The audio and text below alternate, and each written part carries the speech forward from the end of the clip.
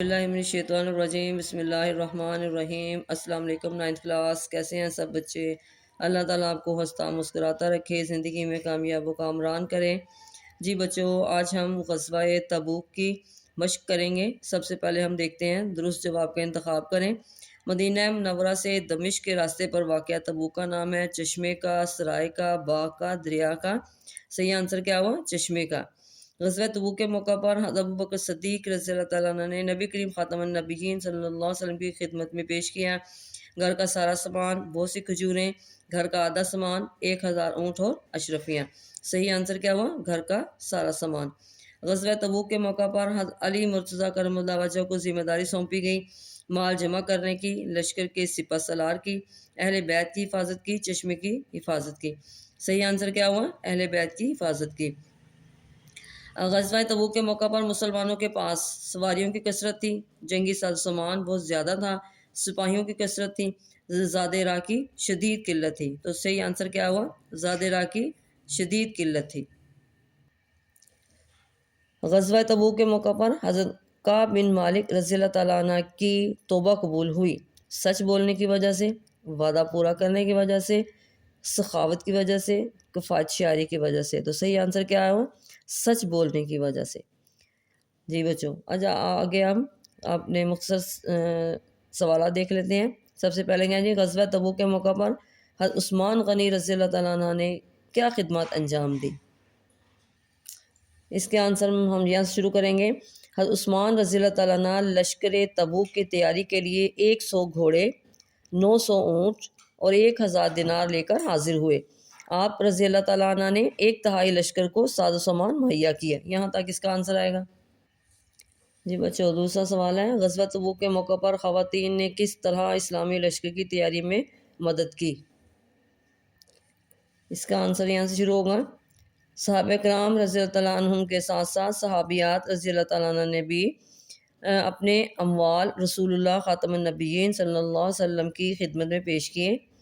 सैयद उम्मे सन्नान अस्लिमा रज़ियल्लाहु तआला अन्हा बयान करती हैं कि मैंने सईदा आयशा रज़ियल्लाहु तआला अन्हा के हुजरे में रसूलुल्लाह ख़ातमुन नबिय्यीन सल्लल्लाहु अलैहि वसल्लम के सामने एक चादर बिछी हुई देखी, जिसमें मुसलमान ख़वातीन अपने हार, चूड़ियाँ, अंगूठियाँ, झुमके, दीगर ज़ेवरात और कपड़े डाल रही थीं।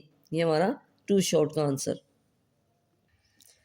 आ गया जी। ग़ज़वा तबूक में मुनाफ़िकीन किस तरह बेनकाब हुए? जी बच्चों, इसका आंसर यहाँ से शुरू होगा। जब नबी करीम ख़ातमुन नबिय्यीन सल्लल्लाहु अलैहि वसल्लम इस्लामी लश्कर लेकर तबूक की तरफ रवाना हुए तो मुनाफ़िकीन का सरदार अब्दुल्ला बिन उबी अपने साथियों समेत ये कहकर वापस लौट गया कि इतने गर्म मौसम में हालात की तंगी के बावजूद मुसलमान रूमियों से जंग लड़ने जा रहे हैं। रूमी बहुत ताकतवर हैं, इनका मुकाबला करना किसी के बस की बात नहीं। इसी तरह अल्लाह ताला ने मुसलमानों के सामने मुनाफ़िकों की हालत अयां कर दी और वो बेनकाब हो गए। जी बच्चों, ये थे हमारे शॉर्ट क्वेश्चन। अब आगे तफसीली जवाब देखते हैं। ग़ज़वा तबूक पर तफसीली नोट तहरीर करें। जी बच्चों, इसको हम हेडिंग के साथ लिखेंगे। सबसे पहले आप हेडिंग देंगे तबूक का मुकाम, यहाँ से लेके ये आप लिखेंगे ग़ज़वा तबूक पड़ गया यहाँ तक। फिर यहाँ पे दूसरी हेडिंग देंगे सल्तनत का मुसलमानों पर, रूमी सल्तनत का मुसलमानों पर हमला। फिर यहाँ से लेके यहाँ तक लिख देंगे।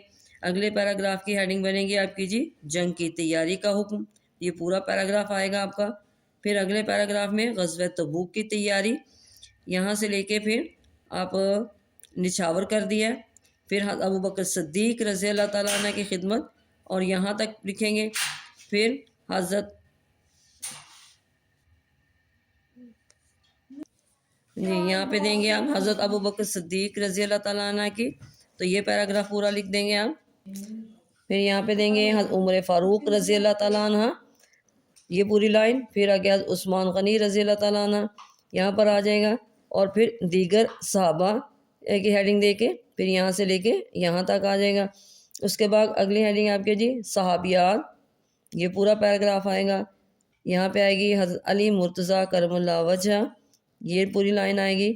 फिर नीचे आ गया जी सवारियों की कमी, ये हेडिंग आप देंगे। پھر آ گیا جی منافقین کا ٹولہ.